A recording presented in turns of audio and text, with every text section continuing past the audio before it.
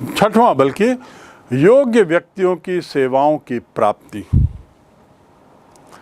पूर्व में मैंने आपको बताया कि दूसरे सदन की ज़रूरत इसलिए होती है कि पहले सदन में राजनीतिक प्रक्रिया के तहत चुनाव में बहुत से नए लोग, यंग ब्लड जिसे हम कहते हैं, ये लोग चुनाव जीत के आते हैं, जिनमें अनुभव की कमी होती है, कौशल की कमी होती है, धैर्य की बहुत कमी रहती है। क्रांतिकारी विचारों के नाम पर, भावनाओं के नाम पर और कुछ अन्य जरियों से ये वोट बटोरने में सफल हो जाते हैं और निर्वाचन क्षेत्र का प्रतिनिधित्व करते हैं। दुर्भाग्य से ये नए लोग कानून की पेचीदगियों को भी उतना नहीं समझते जितना की ज़रूरत है, और ऐसी स्थिति में कई बार ऐसे कानून, ऐसे विधेयक, ऐसी बातें प्रथम सदन में इनके द्वारा की जाती हैं, कर दी जाती हैं जो उचित नहीं है। ऐसी स्थिति में दूसरा सदन, जो ज़्यादा गंभीर लोगों का है, ज़्यादा अनुभवी लोगों का प्रतिनिधित्व रहता है, ज़्यादा कुशल लोगों का प्रतिनिधित्व, ज़्यादा प्रोफेशनल लोगों का प्रतिनिधित्व रहता है, वह सदन अपनी भूमिका बड़ी बखूबी निभाता है। प्रथम सदन में इस दृष्टि से योग्य लोग कम रहते हैं, तो योग्य लोगों की सेवाएं देश के कानूनी प्रक्रिया में, राजनीतिक प्रक्रिया में कम मिलती हैं।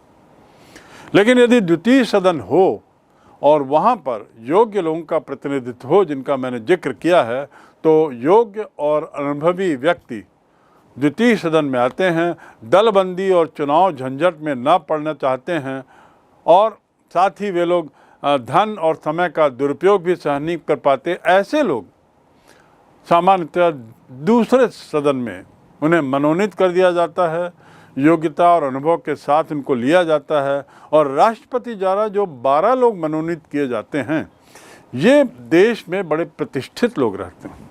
First of all wish to express my appreciation and thanks to the Prime Minister and the Minister for Human Resource Development to have established for the first time a central university on Sanskrit. Mr. Deputy Chairman, I would first like to begin by referring to the Constitution, because we have all taken oath under the Constitution and therefore we have to abide by it. And those who are speaking against the Constitution should either resign and go from this House or accept what I am about to read from the Constitution. Article 343, Chapter 17. The official language of the Union shall be Hindi in Devanagari script. Now, Devanagari is the script of Sanskrit. Then, Article 351, which says something even more. It says that for the expressions used in Hindi and other languages of India specified in the 8th schedule and by drawing wherever necessary and desirable for its vocabulary primarily from Sanskrit. So therefore the Hindi, which is an official Hindi, has to be based on Sanskrit vocabulary and shall use the Sanskrit script, which is Devanagari, which is also used by Marathi, which is also used by Nepali, and of course today Hindi and Sanskrit. So 4 languages use the Devanagari script. And Konkani, which doesn't have a script of its own, has adopted Sanskrit, the Devanagari. And the other languages' scripts also draw from the Sanskrit formulations of the Devanagari script. For instance, because they all come from Brahmi, this is common. Take Tamil, if you write ka, you write like that. If you want say ki, you put a matra. And if you want to say ku, you put a matra under. As the same thing in Devanagari also. You write ka and ki, you put a matra, and coup under. So there was a period of time when all these languages were connected.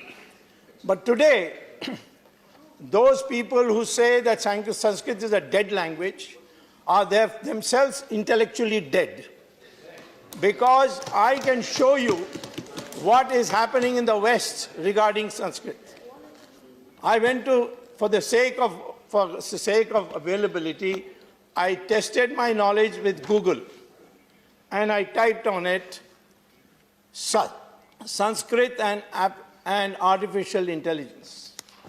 And I got a reference to the NASA, National Aeronautics and Space Agency, United States, whose Journal of Artificial Intelligence has an article by their director called Briggs, B-R-I-G-G-S, who says after 20 years of research on how to store knowledge in the computer so that it can be used for artificial intelligence. It can be used in a computer controlled robot. And this is what he concludes. 20 years they search for language because if you use English in storing knowledge in a computer, and then in future sentences are used from English, the computer will get confused because P-U-T put and B-U-T but. So there is a phonetic difference and the robot gets confused. So therefore, he says that there is at least one language. This is from Google after typing Sanskrit and artificial intelligence. Anybody can do it. If you type that, you will get an article of Briggs, and it says there is at least one language, Sanskrit, which for the duration of almost 1,000 years was a living spoken language with considerable literature of its own. Beside works of literary value, there's a long philosophical and grammatical tradition that has continued to exist with undiminished vigor until present century. Among the accomplishments of the grammarians can be reckoned a method of paraphrasing Sanskrit in a manner that is identical not only in essence but in form with the current work on artificial intelligence. So now NASA has made teaching of Sanskrit compulsory if you want to study artificial intelligence. Then it's a journal of the NASA. I know in Congress party Let him speak. Let him speak, please. Please. Go and read the computer. Yes, please. Take it. Please. Then I also heard, and then I went to London. We are helping each other to come on TV. Please. Jairam Ramesi Mani, please. Now, I also came to know that there is a very famous school in London by name St. James School. It's a pure white school in the sense only people who are from the English Anglo-Saxon community are members of, students there. I went to London to check up what I'd heard, that in that school, children between the ages of 6 to 11 every morning are made to recite for half an hour Sanskrit shlokas. And I saw it myself. Then I checked with Google. Do they have that? Google also has, if you type Sanskrit and St. James School, London, you will get the entire thing, including a video of children reciting Sanskrit words. Why? Why are they teaching it? Because the principal says that my research shows that if between the ages of 6 to 11, children recite Sanskrit shlokas of a particular kind, their brain development is superior to anybody else's. That is why I have made it compulsory. And this is something that congressmen should learn. Please learn some Sanskrit shlokas. Your brain will improve. Mr. Deputy Chairman, the question of Sanskrit and Tamil has been raised here. Now, if you see the dictionary of Tamil to any other language and compare it with Sanskrit, you will find 40% of the words between Tamil and Sanskrit are common. Now, I am not passing a comment on where it came from, whether Sanskrit took it from Tamil or the other. Now, Mr. Vaiko should not speak. His original name was Vai Gopal Swami, which is a Sanskrit word. Please. Now he is... Please.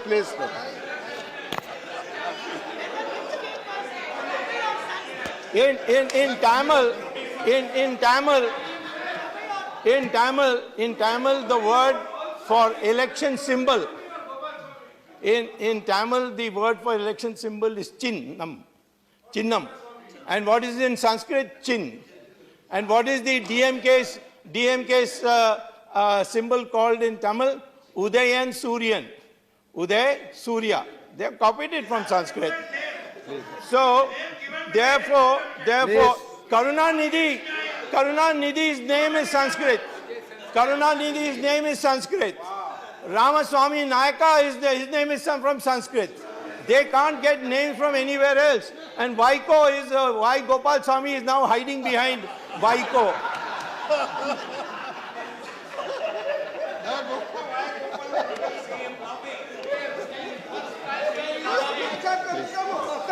So I'll conclude, sir. So, first of all, Please. Please. Please. Subramanya. Doctor Swami please address the chair please कोई और बात record पे नहीं जाएगी doctor Swami you address the chair Swami is also only Sanskrit 3 name. minutes now please conclude Now, please conclude now you see, the two great, very well-known judges of the Supreme Court, one was Justice A.K. Ganguly, and the other was Markandeya Katu. They have a judgment in 2004, which is reported judgment, where they have devoted several pages to say that it is a great misfortune for this country that the logic used in courts is based on English law.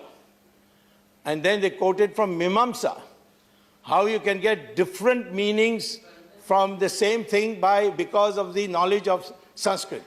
So they advocate that even in the courts of India in the future date, the language of arguments should be based on Sanskrit. So this is something which I am not saying, the judges of the Supreme Court are saying.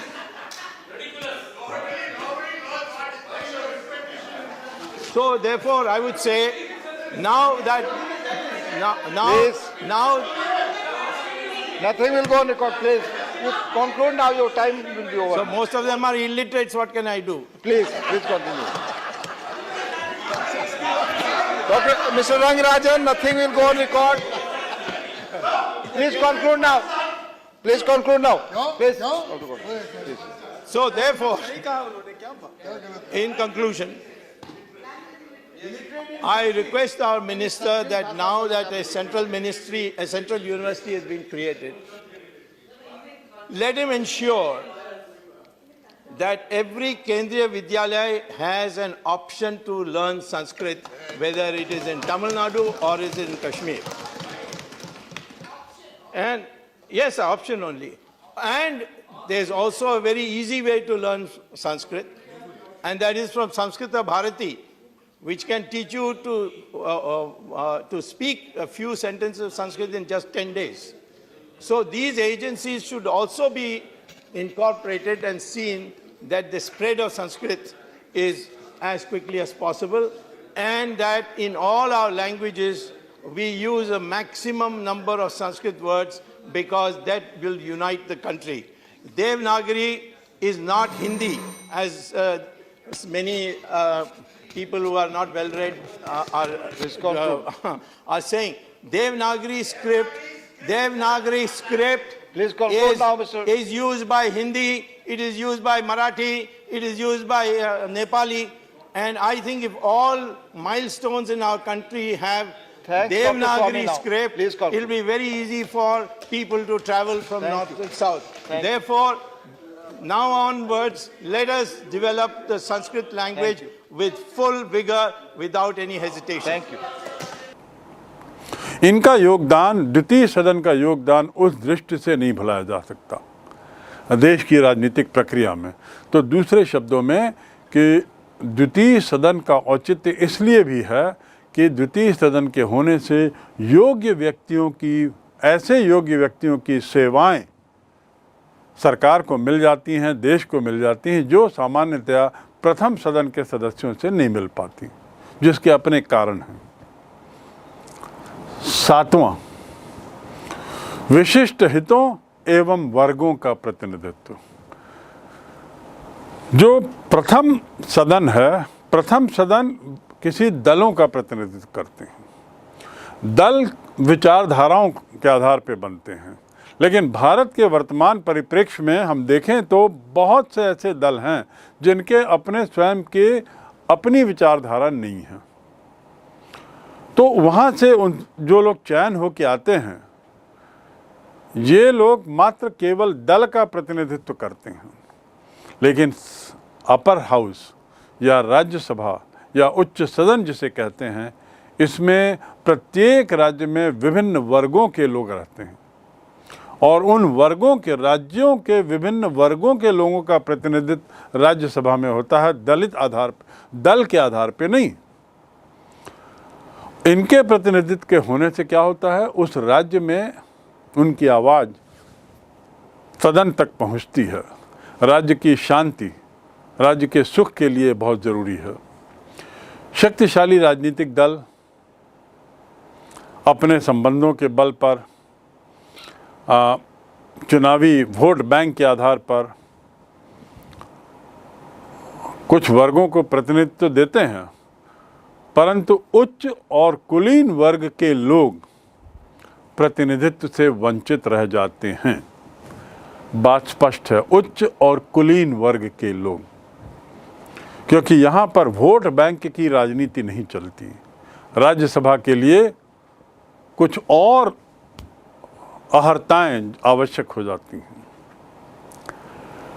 जबकि लोकतंत्र में ये जरूरी है कि एक सच्चे लोकतंत्र का आदर्श तो ये है कि सभी वर्ग को प्रतिनिधित्व मिले, और इस प्रकार राज्यसभा ये सुनिश्चित करता है कि कुलीन वर्ग के लोग, उच्च वर्ग के लोग, जिनके पास कौशल है, जिनके पास विभिन्न विधाएं हैं, ये लोग सरकार में अपना योगदान दें, देश के प्रशासन में अपना योगदान दें। इसलिए व्यवस्थापिका के दूसरे सदन में ऐसे विशिष्ट वर्ग के लोगों का प्रतिनिधित्व सुरक्षित करके हमने सुनिश्चित किया है कि विशिष्ट हितों एवं वर्गों का प्रतिनिधित्व देश के संसद में हो, और इस तरह के प्रतिनिधित्व के प्रावधान को संवैधानिक रूप देकर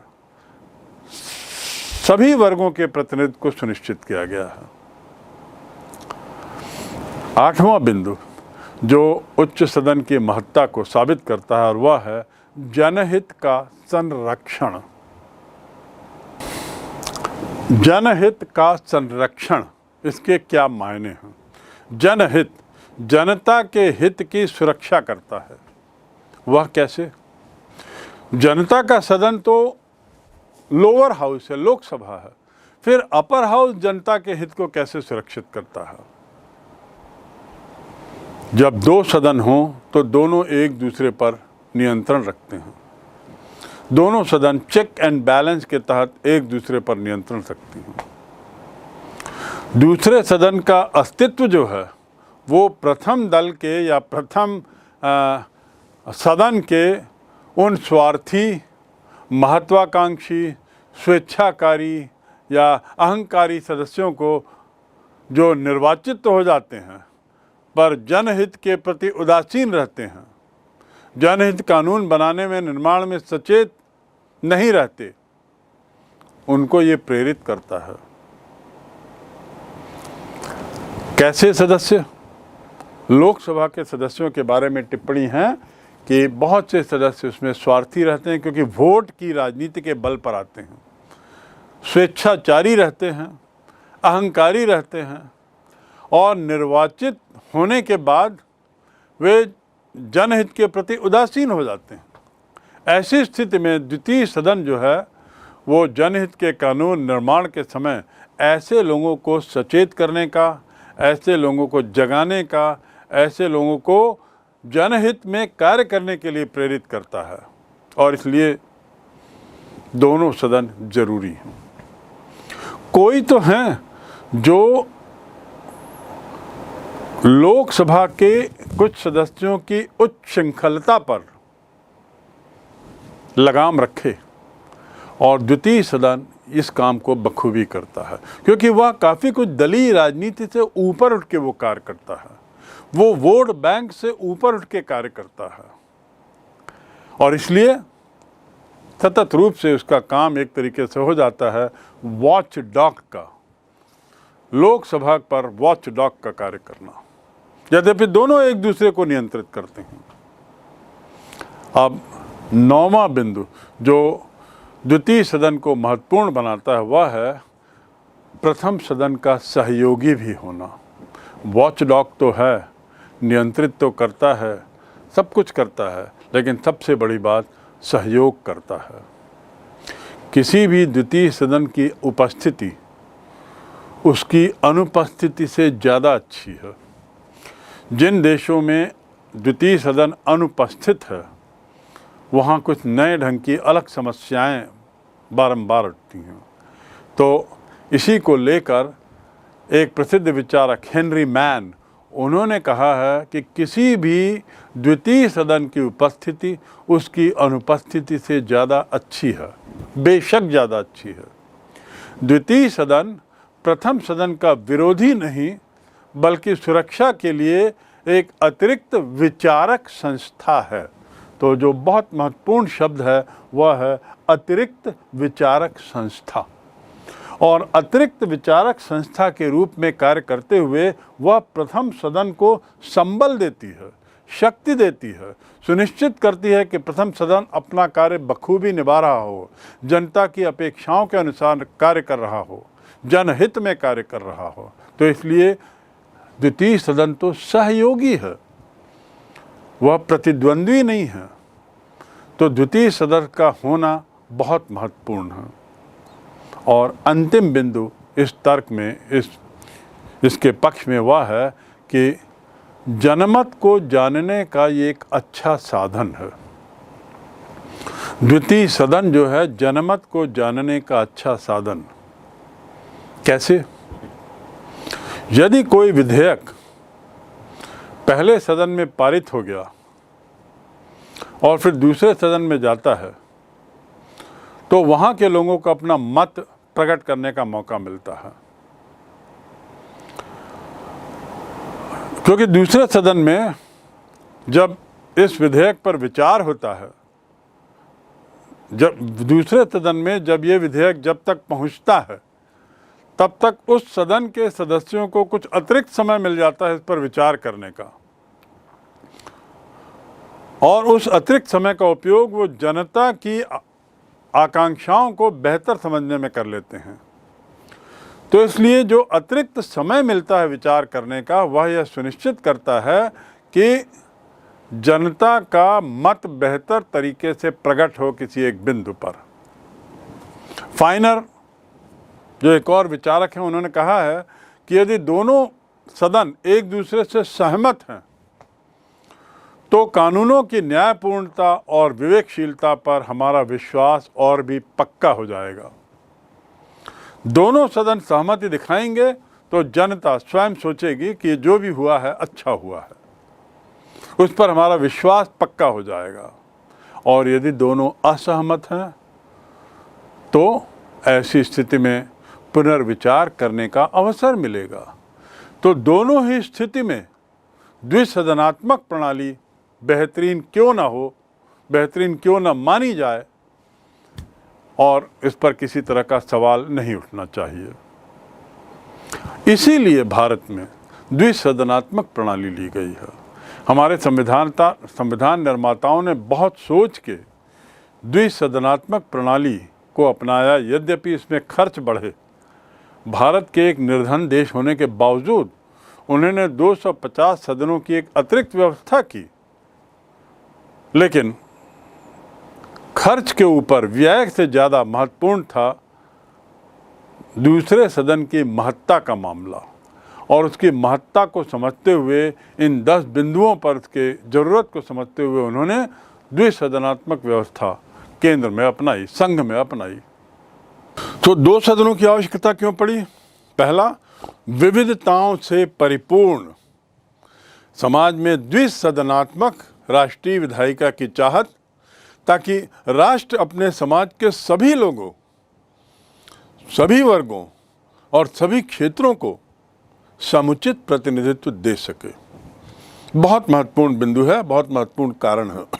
दूसरा, सदन के प्रत्येक निर्णय पर पुनर्विचार का एक मौका मिलता है, जिसका जिक्र मैं कर चुका हूं। तीसरा, प्रत्येक विधेयक पर कम से कम 2 बार विचार होता है।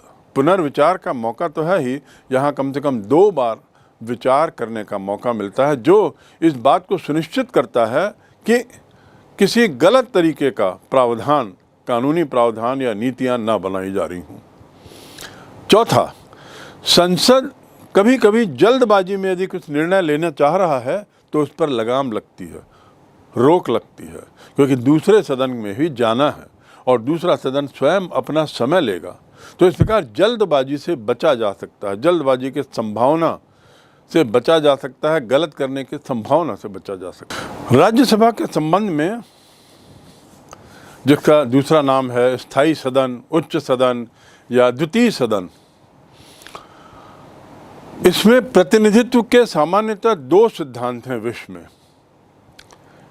2 सिद्धांतों में एक सिद्धांत ऐसा है जहां सभी राज्यों को समान प्रतिनिधित्व, जैसा कि अमेरिका में है, और इस सिद्धांत का फायदा यह है कि सभी राज्यों को, चाहे उनका आकार कुछ भी हो, उनमें समानता स्थापित होती है, सब एक दूसरे के बराबर माने जाते हैं, और इस प्रकार छोटे राज्यों में किसी भी तरह की हीन भावना नहीं रहती। एक दूसरा जो सिद्धांत है वह है राज्यों को असमान प्रतिनिधित्व। असमान प्रतिनिधित्व में जनसंख्या के अनुपात में उनको राज्यसभा में सीटें मिलती हैं, जैसा कि भारत में है। इसकी खासियत क्या है? प्रत्येक राज्य में निर्वाचित होने वाले सदस्यों की संख्या जनसंख्या के आधार पर तय होती है, और इसकी अच्छी बात यह है कि बड़े राज्यों को ज़्यादा प्रतिनिधित्व, क्योंकि उनकी जनसंख्या ज़्यादा है। तो दोनों के अपनी अपनी अच्छाइयाँ हैं, अपने अपने पहलू हैं। राज्यसभा के अस्तित्व का या उसके स्थायी होने का एक बहुत बड़ा फायदा यह है कि देश में किसी न किसी रूप में एक सदन उपस्थित है, एक सदन के सदस्य उपलब्ध हैं। जब लोकसभा भंग होती है तो ऐसी स्थिति में यदि राज्यसभा न रहे और कुछ जरूरी कार्य करने हो, कुछ जरूरी मामले निपटाने हो, तो फिर राज्यसभा यहाँ पर बहुत महत्वपूर्ण हो जाती है। दूसरे शब्दों में, लोकसभा भंग होने पर चुनाव होने तक राज्यसभा की बैठक बुलाई जा सकती है ज़रूरत पड़ने पर, और ज़रूरी मामलों को निपटाया जा सकता है। ये राज्यसभा का एक महत्वपूर्ण लाभ है, राज्यसभा के स्थायी होने का एक कारण है। विशेष शक्तियों की तुलना करें तो लोकसभा और राज्यसभा की विशेष शक्तियों में राज्यसभा राज्यों का प्रतिनिधित्व करने वाली सभा, जबकि लोकसभा धन विधेयक केवल लोकसभा में ही पारित हो सकता है, प्रस्तुत हो सकता है। पारित तो दोनों सदनों को करना होगा, पर प्रस्तुत केवल लोकसभा में। दूसरी विशेषता राज्यसभा की, राज्यसभा जो है वो राज्यों के हितों का ध्यान रखती है, और लोकसभा की दूसरी विशेषता, लोकसभा ही इसे संशोधित या अस्वीकृत कर सकती है। किसी विधेयक को, धन विधेयक को संशोधित करने का अधिकार, धन विधेयक को अस्वीकृत करने का अधिकार केवल लोकसभा का है। ये दूसरी विशेषता। तीसरी विशेषता, राज्य के हितों को प्रभावित करने वाला प्रत्येक मुद्दा इसकी सहमति और स्वीकृति के लिए आवश्यक है। राज्य संबंधी मुद्दा, लोकसभा की विशेषता की बात करें तो मंत्रिपरिषद जो है वह केवल लोकसभा के प्रति उत्तरदायी है, राज्यसभा के प्रति नहीं। तो 3 विशेषताएं राज्यसभा की जो लोकसभा के साथ नहीं हैं, 3 विशेषताएं लोकसभा की जिसका राज्यसभा से कोई सरोकार नहीं है।